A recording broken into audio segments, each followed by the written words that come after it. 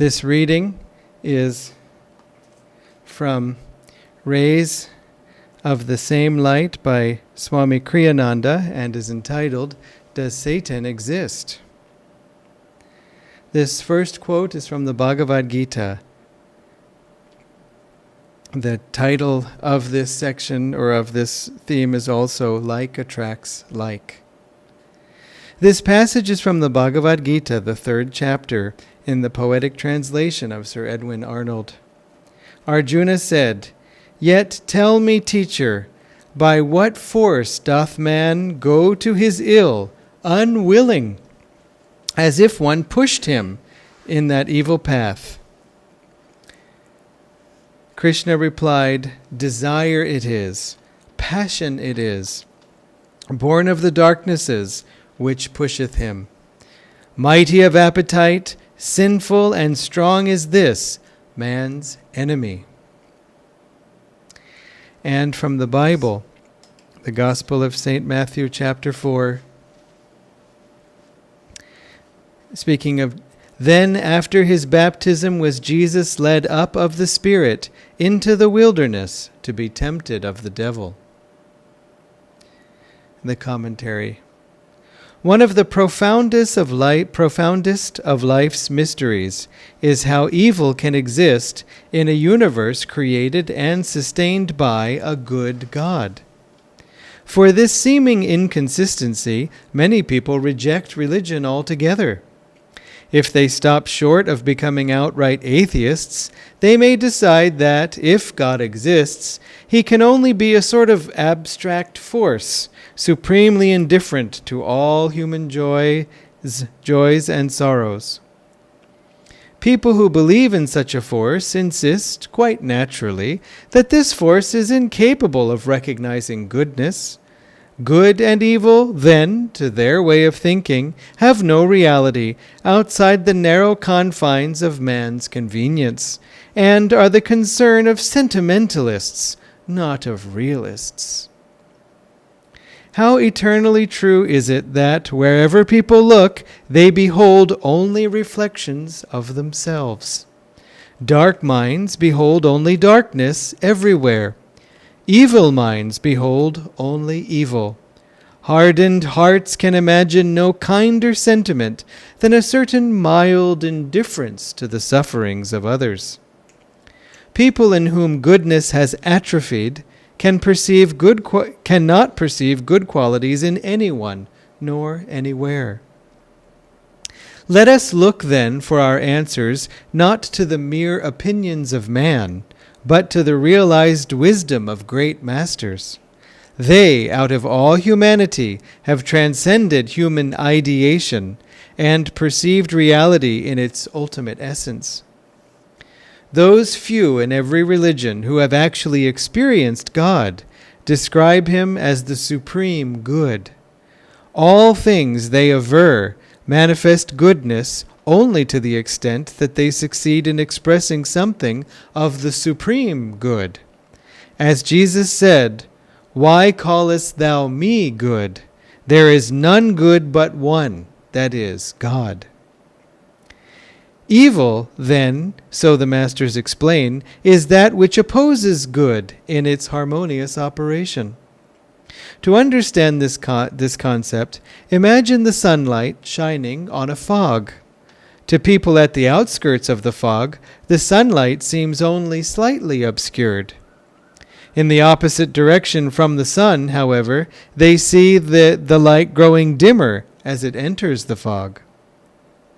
Deeper within the fog, one may still be able, by comparing gray light with even grayer shadows, to tell from which direction the sun is shining. In the heart of the fog, however, the sun may not seem to be shining at all. Evil is a thick fog of ignorance. It obscures perception and obstructs people's efforts to emerge out of spiritual darkness into the light of wisdom.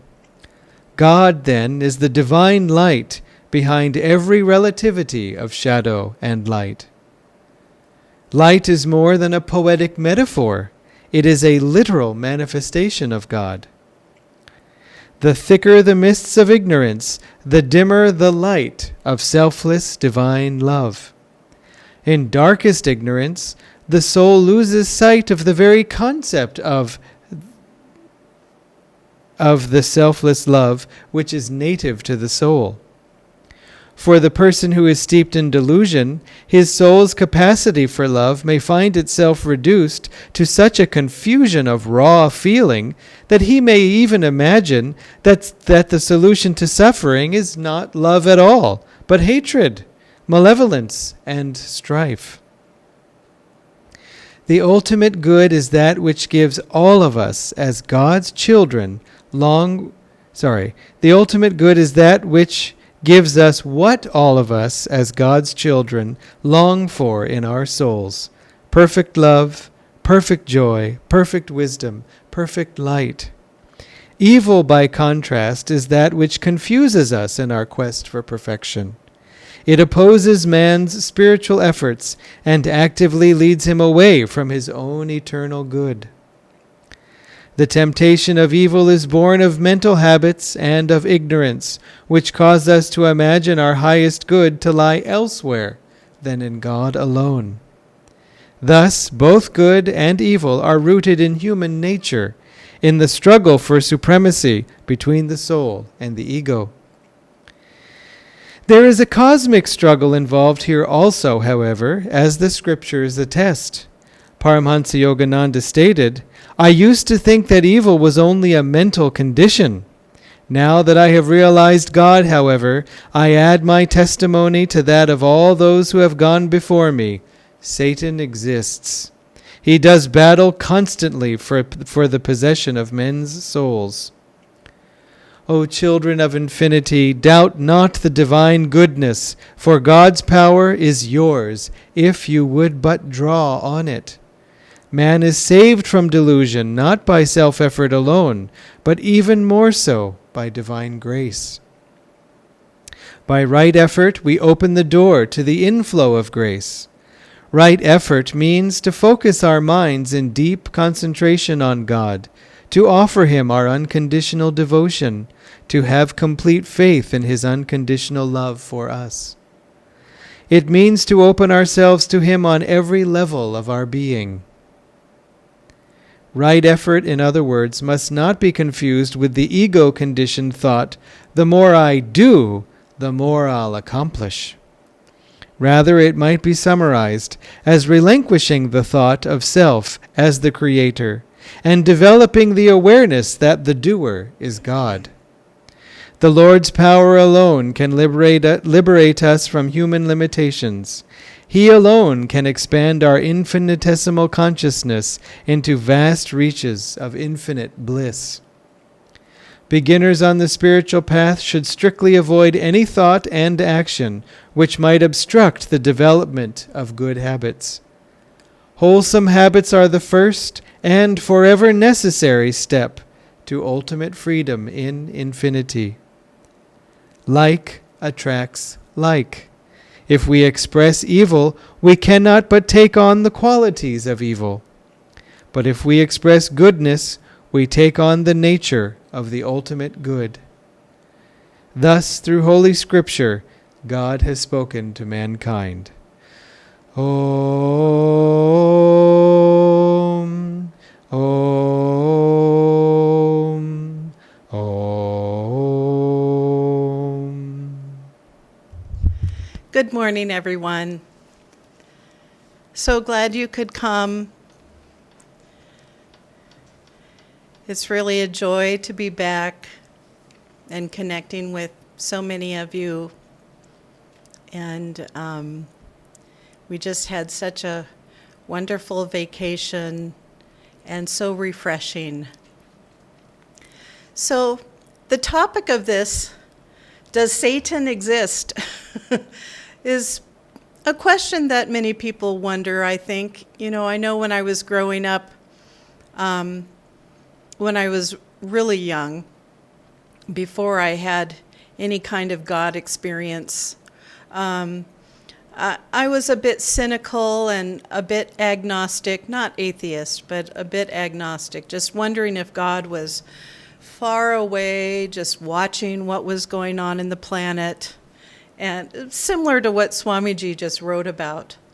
And the concept of Satan was, I thought it was something that man created, or people like to say we create our own hell.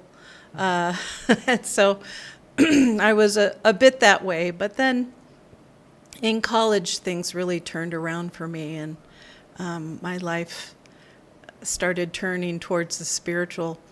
You know, the other day Dharmarajan and I were talking about, I had a bad dream, and so we started talking about, bad dreams and things like that, and that led to, I just started wondering, all those horror movies that are out these days, they just represent so much darkness. They're putting out so much negativity into the world. And, we were just wondering, what's the karma of those people that are writing those things, or people that are expressing those things on films? Sometimes you read that people doing those things on film sets actually had a lot of tragedy happen on film sets. And so anyway, it's just something that can pull us down. Many years ago, Dharmarajan and I were watching a detective movie, and it was really well written and had really good actors, but it was about murder.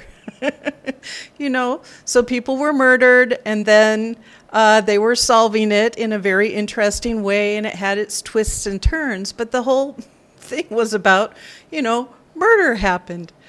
And after that movie, I just felt it really hard to shake off.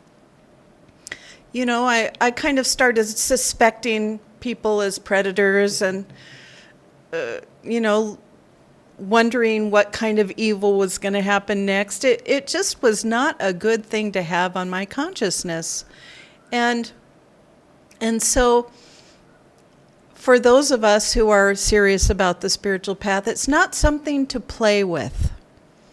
It's not something to tempt. It's not something to indulge in. I'm going to reread Master's quote. "I used to think that evil was only a mental condition.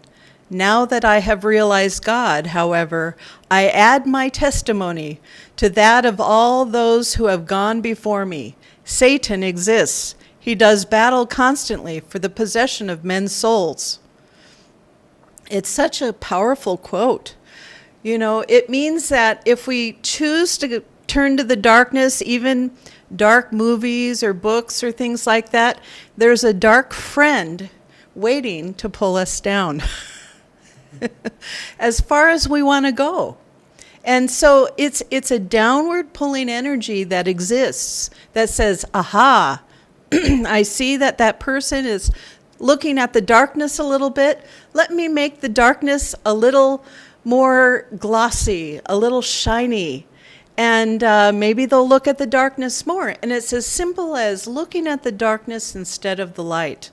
Just as in the reading, Swami was talking about how there's this fog, and the thicker the fog, the less we can see the light, and the more we're sinking into the darkness.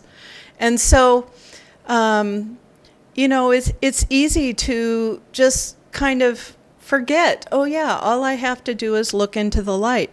The spiritual path is not linear.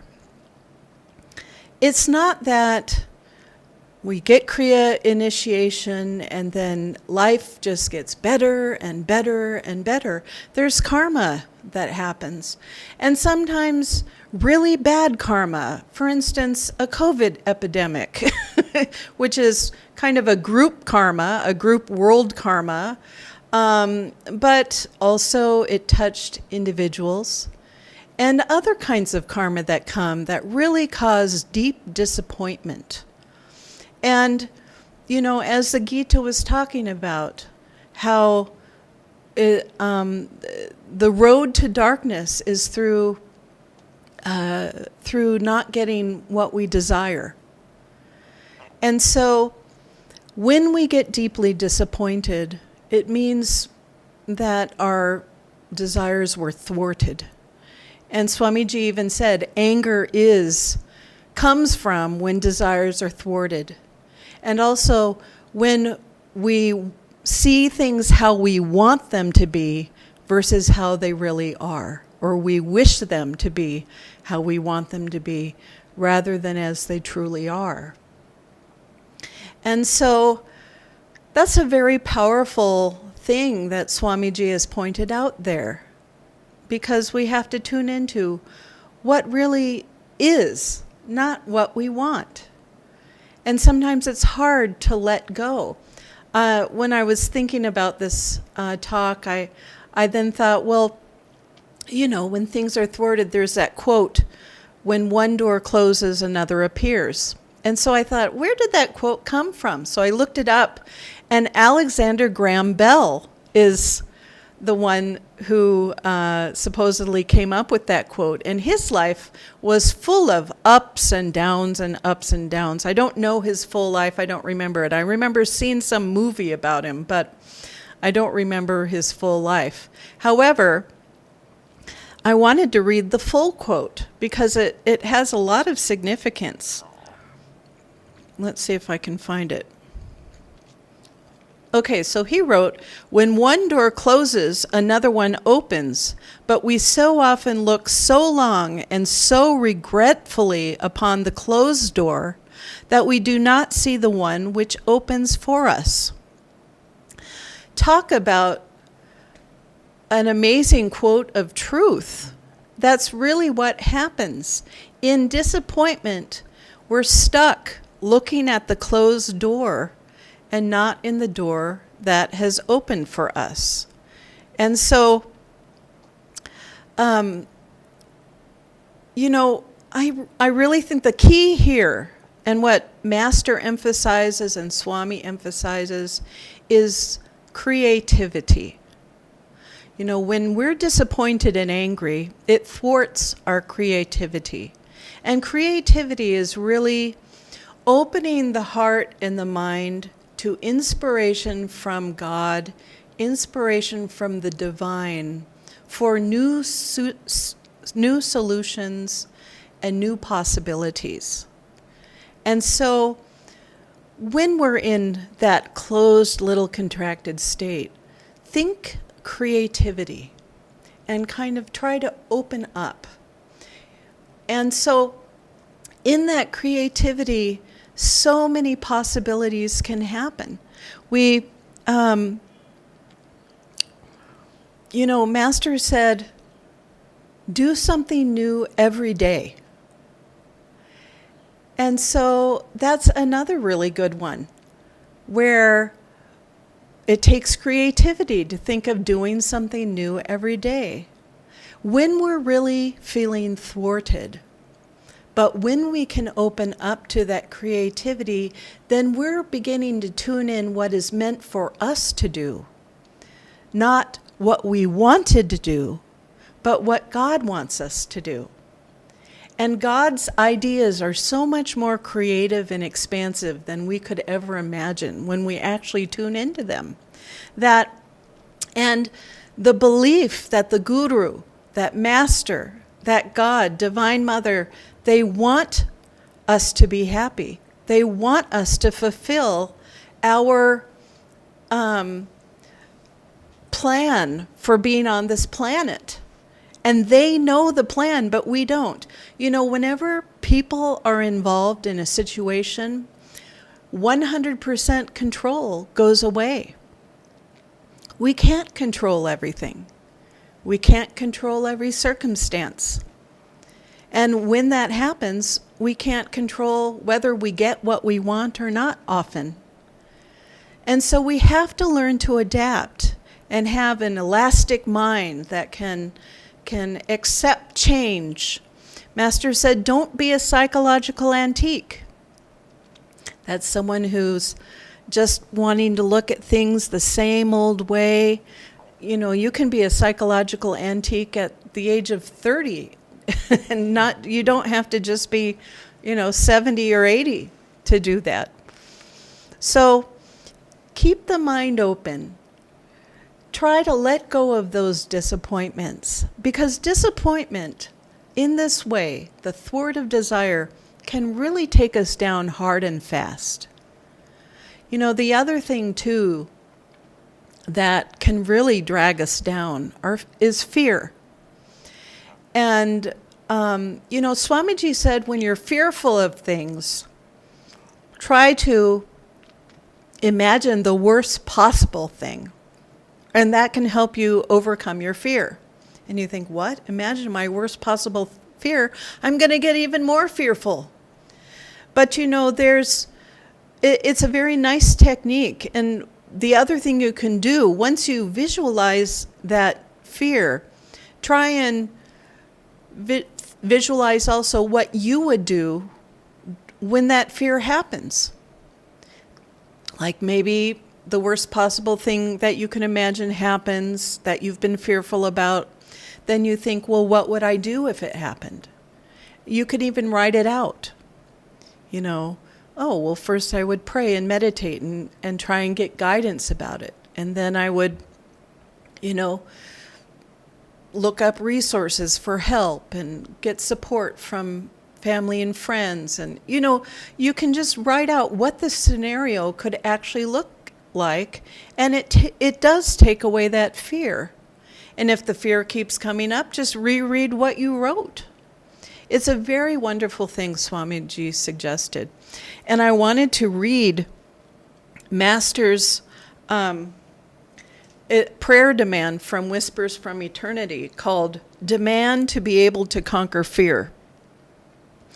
Infinite Spirit, teach me to comprehend the utter uselessness of being afraid. Help me to keep in mind that even death, since come it must, at least comes only once, and need not be suffered 1,000 times beforehand through fear. When death does come, it will be by nature's mercy. When it comes, I will welcome it to my soul, for I will understand that it is time for me to move on, lowering the curtain on this life's drama, but traveling, perhaps, to something new and equally interesting.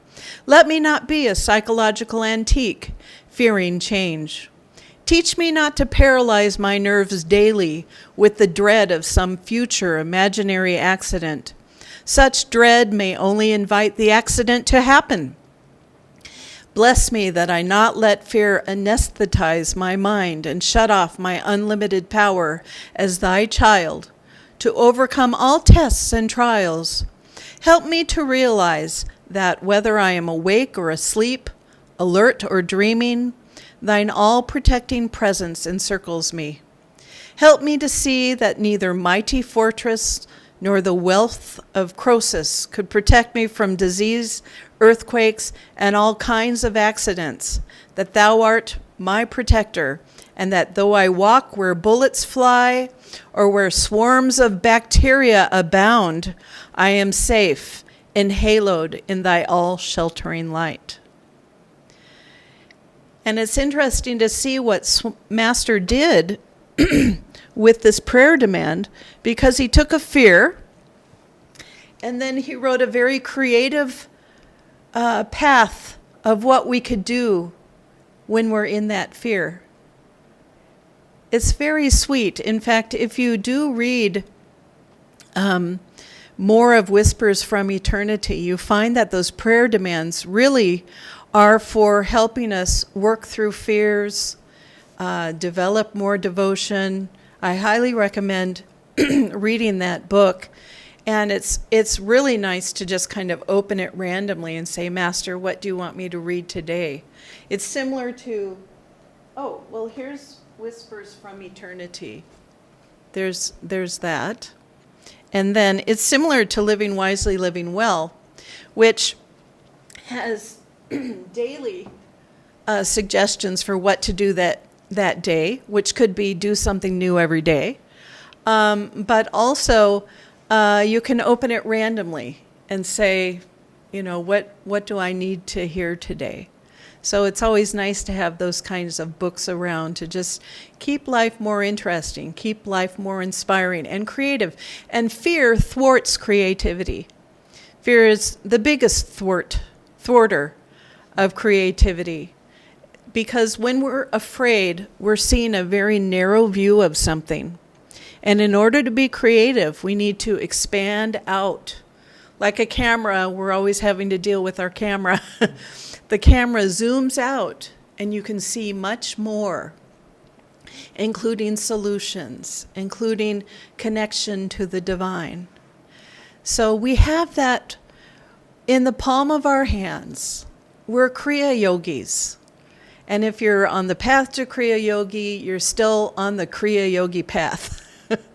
And we have that power to be creative, to tune into God more and more every day, to feel His inspiration, to go through the ups and downs, but with Him nearby us, right with us, inside of us, urging us to move forward, to continue to feel inspired and feel love and open-hearted to our fellow man, that generosity affirmation of feeling happiness for others who are doing well is a very important one. It's generosity of spirit, where when something good happens for someone, like for a fellow Guru Bhai, we can feel happy for them.